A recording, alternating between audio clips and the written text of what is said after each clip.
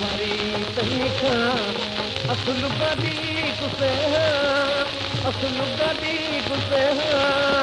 सारो देहो दुख में कंवर ना गुसे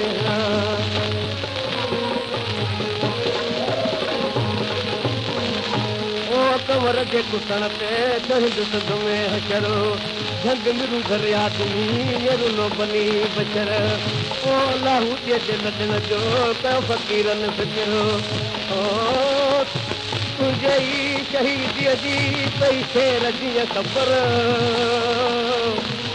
खुशियूं सभु खां पुठियूं बंदि थिया शहर ओ ज़मीनो आसमान में दिलि टोड़ियो असरो ओ बादल पीतो भरियो या तहरी हो कतरो ओ सदा ॾाढो पहिरियों करे पायो कूंदरो न हथ नादानी करे कातल कयो कहरो ओ पना जो पिटो करे थी बकावे भरो हिकु सूफ़ी सखावत ते अलायो यकरो ओ शौक़ शहादत जो वही शौक़ कई ज़िक्रो जहिड़ो ई हुए सुहिणो तहिड़ो ई हो असरो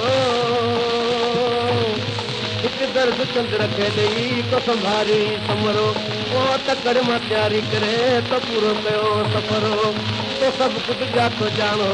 पर हलाए न हुनरो छो त रज़ा ॼाणी रब जी तूं आॾो वेखी न अमर हिते तुंहिंजा संगी तोखे त संभालीनी न जरोन बचा ॿार ज़ार तार और दही टपड़ा त जवन किथे आ कमरो ओ कमर आहीं त तूं अमरो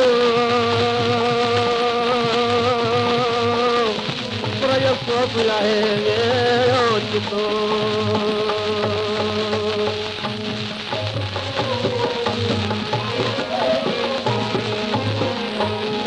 ज्ञान तूं तव्हांजो कोई को पुठीअड़ो हर क़ौम जो प्यारो हलियो तूं बीहड़ो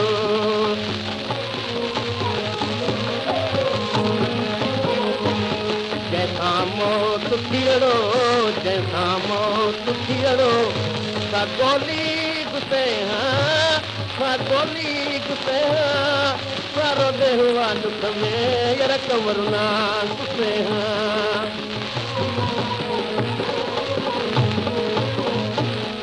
अवतार यखां जो थियो सुरे दवासी चंद्र रूह रहे थो सभिनी जो उदासी चढ़ो जे रूपासी चढ़ो जे रूपासी यार राजन नार से राजन नार से सारो देवा दुख में कंवर ना गुसे